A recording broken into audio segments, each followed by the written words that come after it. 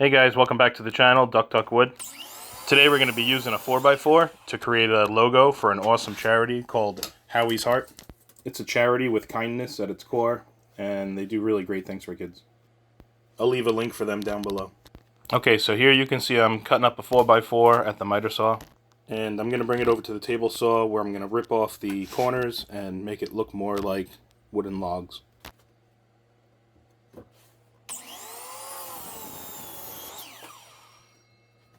I'm going to be speeding up the video a lot because there's a ton of sanding and carving, and I'm just not going to make you guys sit through that in real time.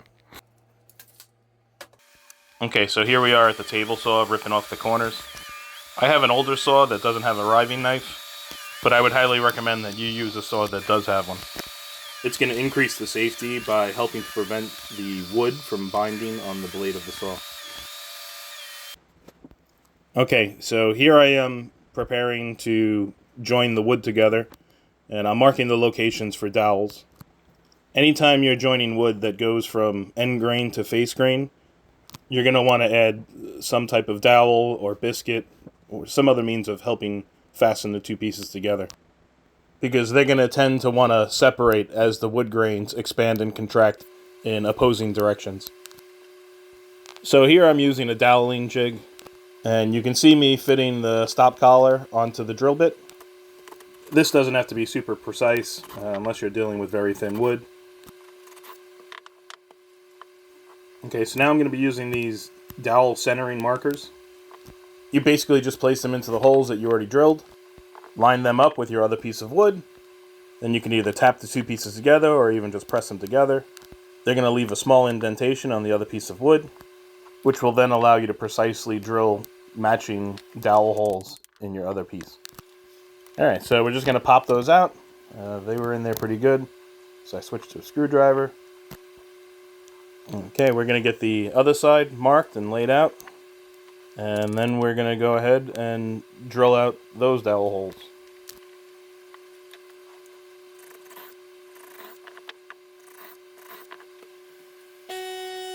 And there is my compressor kicking on in the background, making that annoying noise. Okay, back at the miter saw to trim this piece down. This felt way too sketchy, so I throw a piece of wood back there to act as an extended fence. You could clamp this piece of wood down, or even cut this at a bandsaw or something, but just do whatever you feel is comfortable. Okay, so here we are. We're going to start to assemble this thing, get these dowels glued in.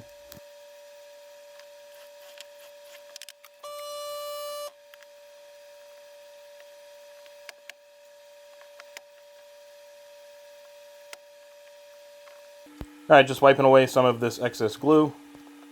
Get it clamped up here. Okay, here's a trick that I've learned on YouTube. It's such a great idea to use a straw to clean up the excess glue from a squeeze out. The nice thing about using a straw is that once the glue dries, you could just pop the dried glue right back out of the straw and use it over and over again. But it does a great job of cleaning glue from squeeze out without smearing it everywhere. Okay, so here I am just figuring out how I'm going to attach this piece of wood. On the logo, in the lower right-hand corner, there is what looks like a branch coming out of the tree. So I want to fix a piece of wood onto this H here and carve it to resemble the branch on the logo. Okay, so we're going to be doing this the same way as we did before with two dowel holes, using those locator pins. We're going to glue and clamp this piece on.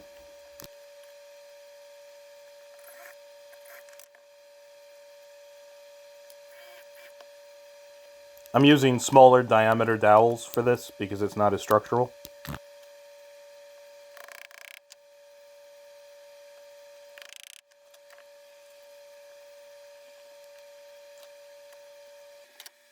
Okay, so now we're going to be shaping this H to make it look more like actual logs.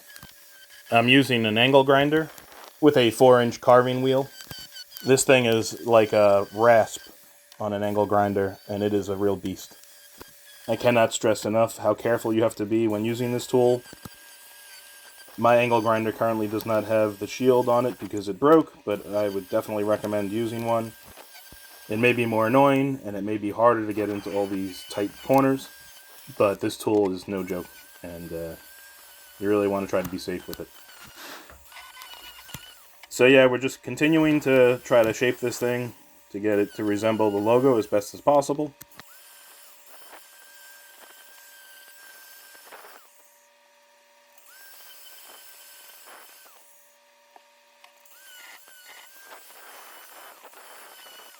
Okay, so at this point I decided to switch to a hacksaw, and mistakes were made.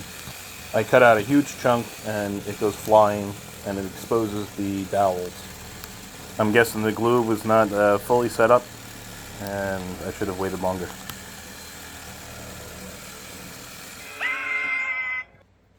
So you can see that the piece is kind of separated.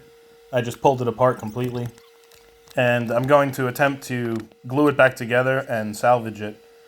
The piece that broke off and went flying just never looked right to me again. So in the end, you're going to see that later on I end up cutting out the entire middle, and I replace it with a new piece of wood and shape it again. Sorry about that compressor noise again. I'm going to have to find a way to cut that out in future videos. So I don't know if you saw, but I tried nailing that piece back on with the with an 18 gauge brad nailer. I even tried wood filler and Bondo for wood, but nothing seemed to work great. So now I went ahead and sped up the video like 30 times speed because it's just a ton of sanding. I'm working through different grits and using different sanders and different methods of sanding. I'm just trying to get these 4x4s to look like logs. I want them to have a nice amount of character and look rustic, but also be smooth to the touch.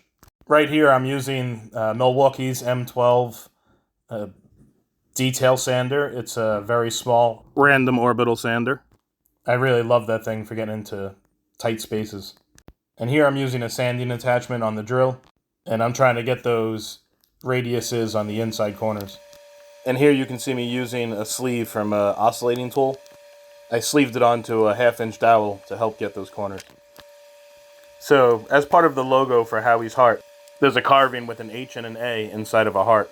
I'm just adhering a template I made to the wood. I'm using a Dremel-like tool to carve out the rough shape.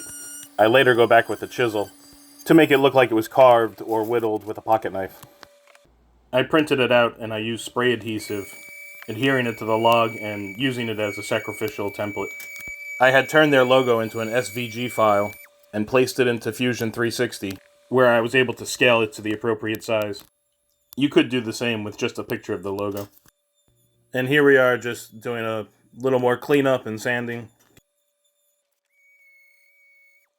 Here I'm using my Portacable random orbital sander, which I absolutely love. When I'm not filming, I usually have it hooked up to dust collection, which really helps with the sanding as well. Okay, so here we are back at the miter saw. After seeing that it just wasn't going to work out, I had to make the decision to cut out the middle and redo it.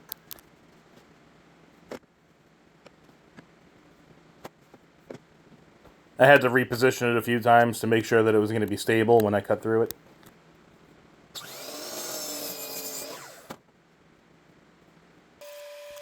Okay, so no choice but to drill out those dowels and fit a new piece into the middle. This is all going to be basically the exact same process that you guys have already seen.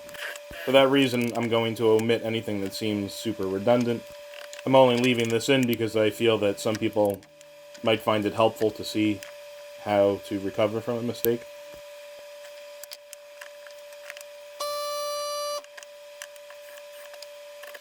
I have that sacrificial fence again, but this time I laid it down flat so that the blade can't cut through it. Here I'm using a silicone baster to spread the glue. Those things are awesome because once the glue dries, you can just pull it off in one big chunk.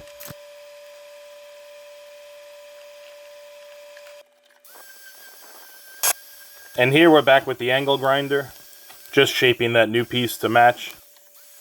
I'll save you from any more footage of me sanding.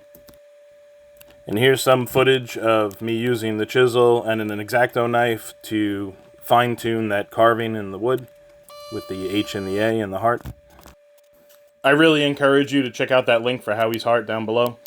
They're such a nice organization, showing children how to be kind and spread joy within their community. If you've enjoyed this video, please like, comment, and subscribe.